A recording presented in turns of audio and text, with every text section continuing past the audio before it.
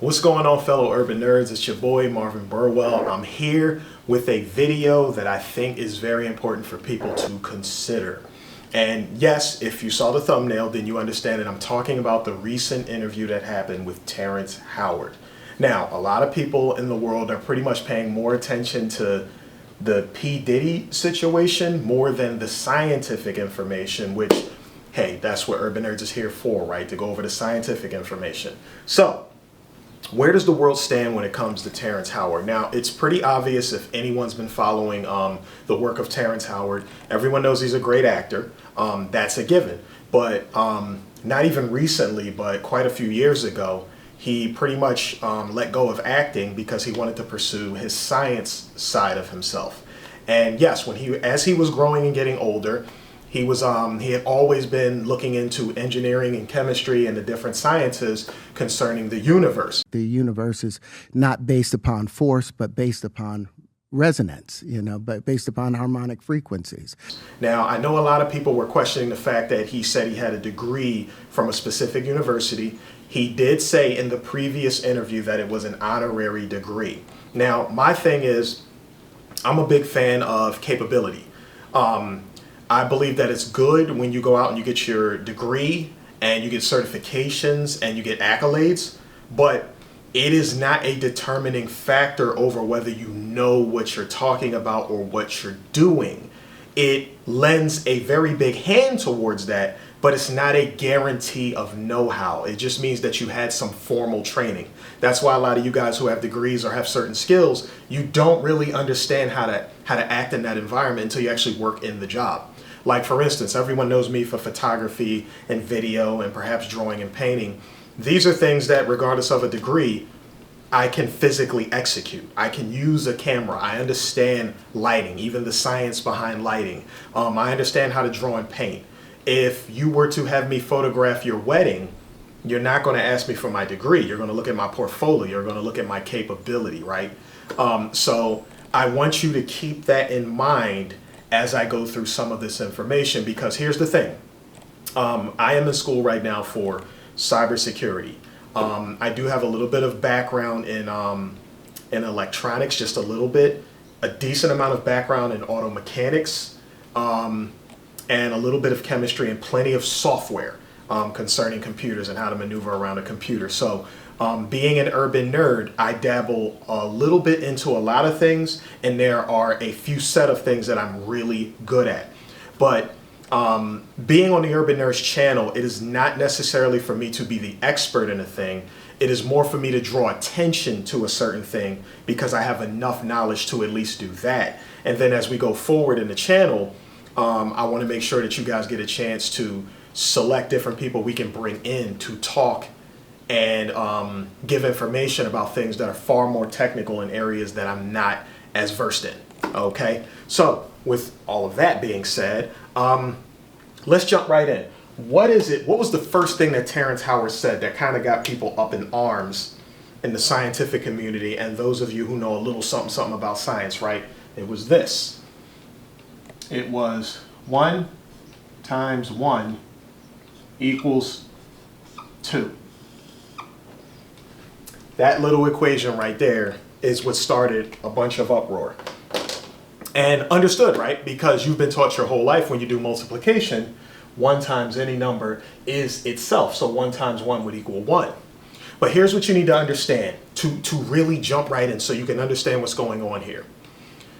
Terrance Howard understands the principle of 1 times 1 equaling 1.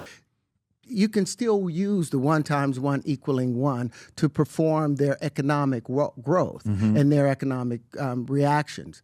But if you're dealing with universal interactions, you have to, our money may go out linearly and we may measure it on a flat plane, but as far as the universe behaving, how energy behaves, energy curves and wraps back around itself. But his purpose behind what he has discovered has to do with not looking at things in 1 or 2 dimensions, right?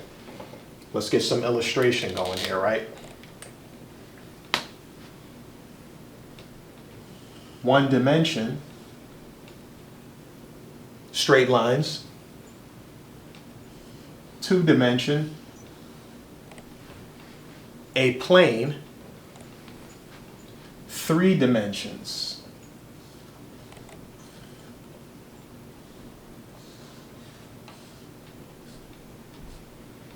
So now we have volume. Now, what other issues did he have? His issue is a large portion of our world that makes our technology not advance as fast as it should has a lot to do with the fact we look at things in a 1 or 2-dimensional realm. If you were to look at a grid of 1 times 1 equaling 1, you know, it would be a straight grid going out with just boxes on a flat plane forever. Our universe doesn't behave that way. Our universe behaves by everything wrapping itself around, multiplies volumetrically. What he did was he upgraded the information that he was studying to a 3-dimensional realm. And not only a 3-dimensional realm, he wanted you to understand that you can't look at these sharp angles and straight lines. He wanted you to start seeing things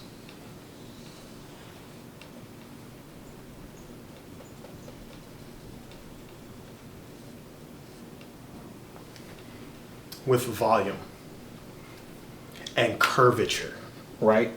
Because that's what he believes been missing. What he's saying is an action multiplied by another action equals more action. Not same, not less. What can you do to kind of get a point of what it is I'm saying? One of the common things that he was doing was he had people run this on a calculator.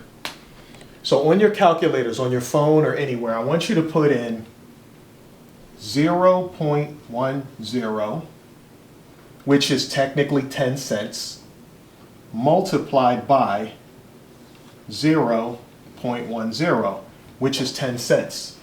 I have 10 cents. I'm going to multiply my money, which means grow.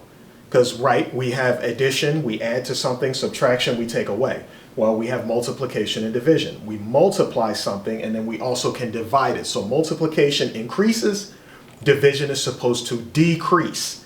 Now, in principle, that's how it's supposed to work. But when you plug this into your calculator and you ask it how much does it equal, and hopefully this red here works right. It equals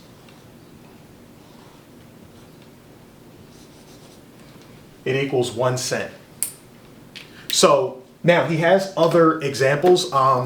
There's a 2 to the power of 2 example that he gives, because 2 to the power of 2 is 4. And then when you take the square root of it, it becomes 2 again, right? Because 2 times 2 equals 4. Square root is 2. So that's what he's trying to draw attention to. But he says, what about the square root of 1?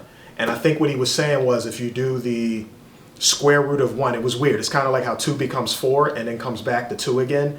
And then if you take the square root of 1, and then you, if you take 1 to the power of, and then you square root it, it's weird. You don't get a retraction of what you started with. It's kind of like if I said 1 times 1 equals 1, but then if I divide 1 by 1, I get half. Like he has like 2 or 3 different examples if you watch the interview on what he's saying. He does talk fast, so you may have to slow it down and kind of really look into it. You have to give what he's saying time, because what he's doing is he's introducing a new concept, and there's going to be pushback because of what you're conditioned in your learning.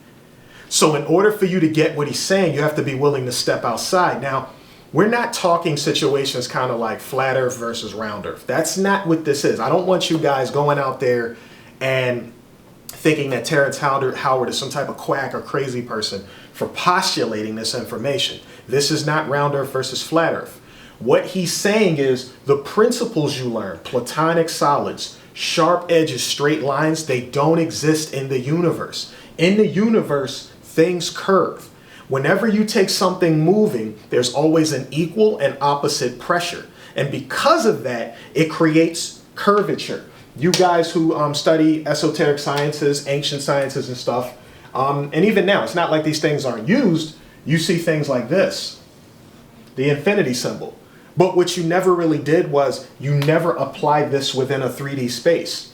Imagine taking that symbol and doing this, right? I'm not going like this. See, you're looking at me, but I'm drawing my hand from left to right. See, that's what I'm doing. What he's saying is it's not that simple. That shape is happening in a 3D space, which means it has volume. It spreads out and creates that shape in all directions. It's kind of like having the number 8 as a donut. A donut is not flat. It has volume. It's curved linear, and it has volume to it. He's saying that our sciences that are applied and taught to us are given to us on a flat plane, as if it's used in a 2D space. But in the world, things are 3D. Okay? Good. I think you guys got what I'm saying. So what he's saying versus what we're originally taught, right? What are we originally taught? We're originally taught 1 times 1 equals 1. Terrance Howard does not deny it within the space in which we use it in today's world. So what you're supposed to be able to do, multiplying, you're able to reverse that with division. So if you cannot divide by 0, then you cannot multiply by 0. All of their rules that they break so that their economic pathway can remain consistent. You want to do that. But if you're talking about saving our planet, you're talking about how the universe behaves and how the energy of the ether behaves, then there's very specific associations to the numbers. Again, watch the entire interview. They bring in an actual scientist from NASA, an Asian scientist from NASA, into the interview with him because the host is not a scientist. And you know, someone like me, I'm not on Terrance Howard's level. I'm not on the NASA scientist level. I'm not on Neil deGrasse Tyson's level. So I have to give way to those who are really in the space. And it's not about celebrity worship. Oh, he's been doing it for a while, so he must know better than him kind of thing. When someone comes with strong conviction and they start showing you proof and math and writing things, it is incumbent upon the leaders in that society. If this person is showing you proof and making inventions based on what they're telling you, you have to give space and bring that in. You have to say, look, compared to the average person out there, this guy might have something, which is a lot of what the interview was about. He was saying, I'm not considered a peer to be peer reviewed because I'm not in these circles that you guys created. I didn't go to these schools, get this specific degree for this, and go through this specific university and go over into these different spaces and align myself with their level of teaching. I took what I learned and I went and did my own investigation, found my own team, and came up with different conclusions based on what you put out. And he feels as though he was able to get answers to the universe. So for instance, you guys might have heard him talking about the 3-body problem, right? Because now we're elevating in our conversation, right? Okay. The 3-body problem. The 3-body problem has to do with planetary orbits. You have the sun. You could say you have the Earth. And then you could say you have something else. You could say the moon, another planet, or whatever. And what's happening is you have an orbit. And this has an orbit. And this has an orbit. And what's happening is when they orbit around each other, now this is a crude example, just so you kind of get an idea of what's going on. Bigger bodies have bigger magnetic fields, gravitational fields, things that can pull on one another. So the sun has such a field that the Earth is able to lock into a certain communication with it to allow them to do revolutions within a certain space. What happens is when another body is introduced to that, large or small, it has its own magnetic or gravitational pull or field to it. And what happens is they were questioning how are these things able to stay stable in their place? Because what happens is you might have these two bodies revolving and everything's nice, but then when the third body comes in, you get this slight jitter. And it's like, is there a chance that that jitter might cause the whole thing to fall off alignment? Well, Terrance Howard is saying in that video and on his website where he actually talks about it, and in his white papers where he shows you the equations and the examples of what he's talking about to prove what he's talking about, he's saying he solved this problem. The reason the three-body problem was a big problem because they could never dictate how the orbits were going to behave. They could do it with two bodies, but anytime you added a third body, it went into chaos. How these things are able to, the three bodies are able to lock in and maintain their course without one just flying off out of nowhere.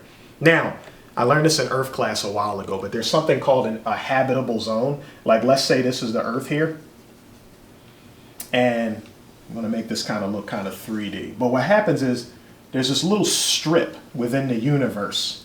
And I think he said it's something like 140 something million, I don't know, billion, million, something like that. But the Earth sits, if I point this band from left to right, obviously if this band got closer to the Earth, it would be huge. So let's re-illustrate, right? Let's say this is the band. Right? And I'm going to make it a band. I'm going to make this 3D.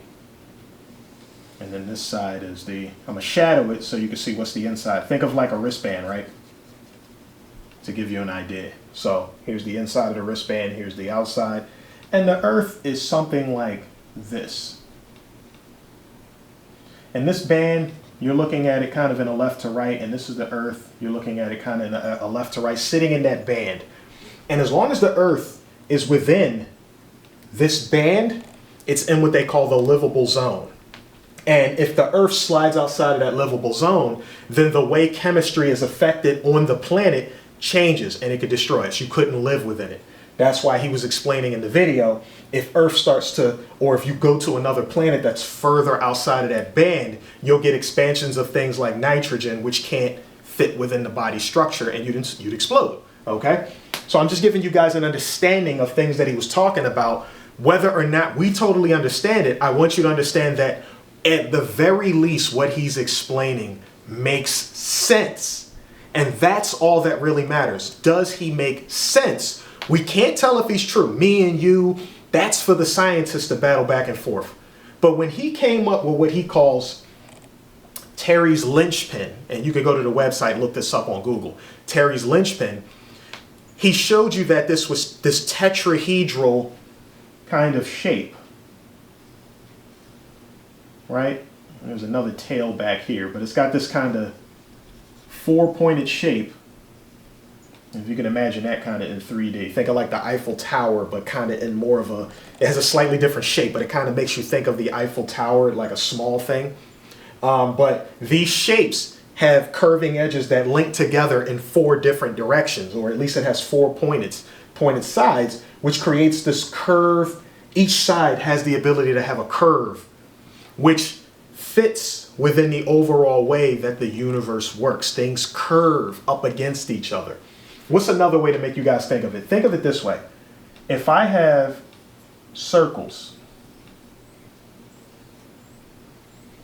these circles have gaps in them. And notice that these gaps have a bit of a triangular 3D shape. Because remember, if these were like basketballs, they would be 3D. They'd be curved linear. They would have volume to them. They wouldn't be flat. The space in between kind of looks like this.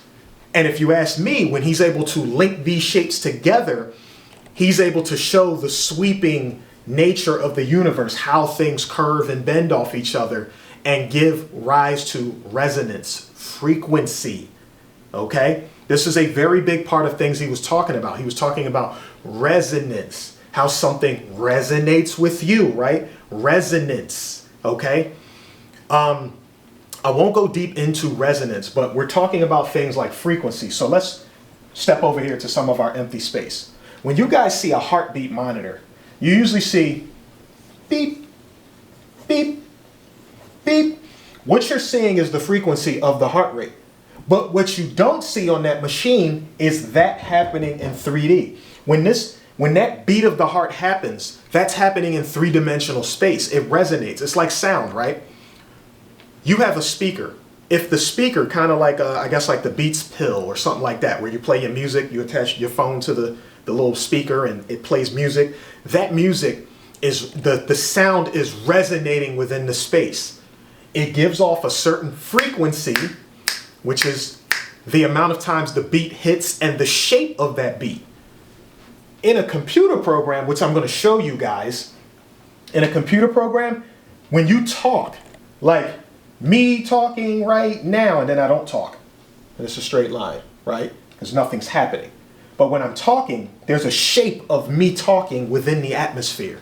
When I talk, I'm vibrating the air, and it's creating a resonant frequency that matches my voice.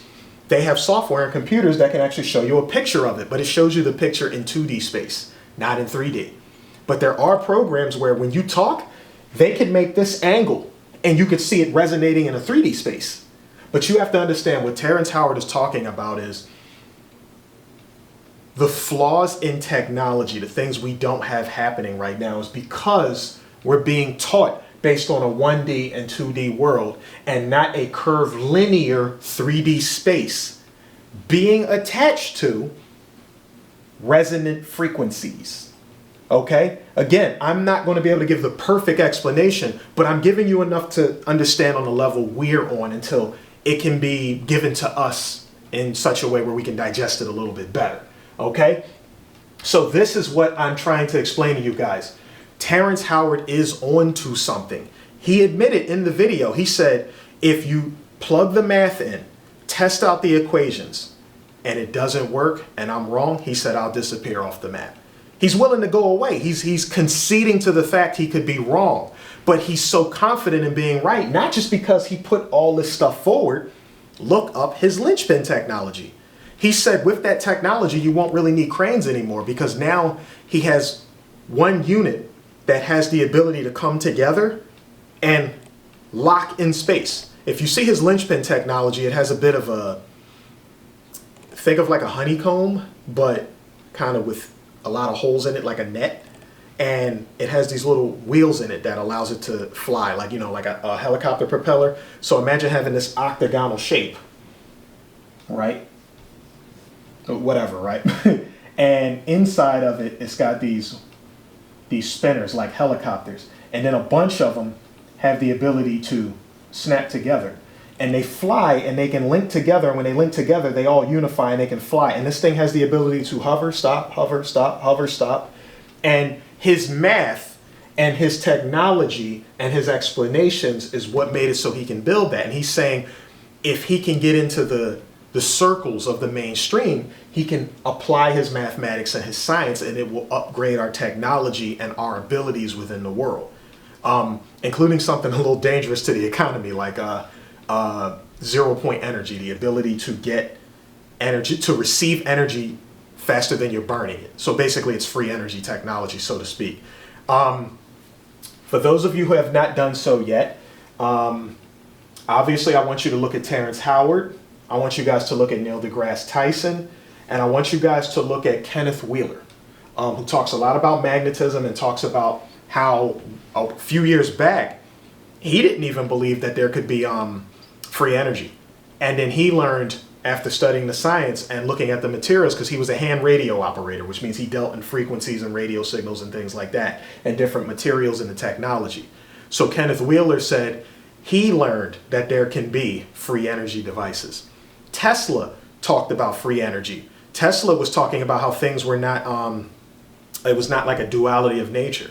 You could take a single pole, ground it into the earth, and the rod would pick up the earth's resonant frequency, which would generate a certain type of power to the earth that would never go away, because we'd be drawing off the earth's natural frequency, which means we'd be in unification with the universe. So you don't get things burning up and popping and sparking and blowing itself up, because you have a unification within the system. Our job is to learn how to work within nature so that things come to us naturally without us destroying things. We have a society of things constantly being destroyed and then rebuilt again. But when you start dealing with resonant frequencies, you have the natural way things can be destroyed and built back up. Okay, so let's recap. What I need you guys to understand. He kind of made it into the airwaves when he was at one of the award shows for the actors, right? And they were talking to him on the red carpet, and they were talking about his retirement. He was talking about how he unfolded the flower of life. And, you know, everybody's like, oh man, Terrance Howard, he's lost it. But again, he's just speaking in a area that you're not familiar with. You could look up the flower of life, and it could get presented to you in a few different ways, including through religion. But when you look it up, you'll have a better understanding. So don't be so quick to write things off because it's not the mainstream thing you were taught. Give people a chance to explain. And once you know, because a lot of the time, a lot of us are just saying, well, we were taught this and this is what everyone says, so it must be wrong. No, once you know, once you take the time to get the understanding, if you don't care or don't want the understanding, then just let the experts hash that out and the people who are curious figure that out for themselves. But what you can't do is you can't take a direct side if you're not going to do the research. Okay? If you do the research, then you have the right to say this or that, but you can't do a quick Google search. You really got to know this stuff because otherwise, either the personality is going to make you say this person's right, their position is going to make you say they're right, but you don't actually know. See, when you actually know, regardless of which side you pick, you can build and make things based on that technology, that science, that math, that engineering, what we talk about here at Urban Nerds. Not just how to do a thing, but being great at it, understanding that thing. I'm a camera person, but I pay attention to what the technology is that makes the lens, not just turn the lens, hit the button, set the settings. What makes a light work? How is light measured? With candles and f-stops and all that. It's Urban Nerds, baby. But 1 times 1 equals 2. He's not denying that in the space we live in, that 1 times 1 equals 1. That's within the way that our society works. But what he's saying is if we're trying to understand the universe so we can elevate ourselves and our technology and where we are, we have to eventually start throwing away the imaginary stuff just for the sake of society, right?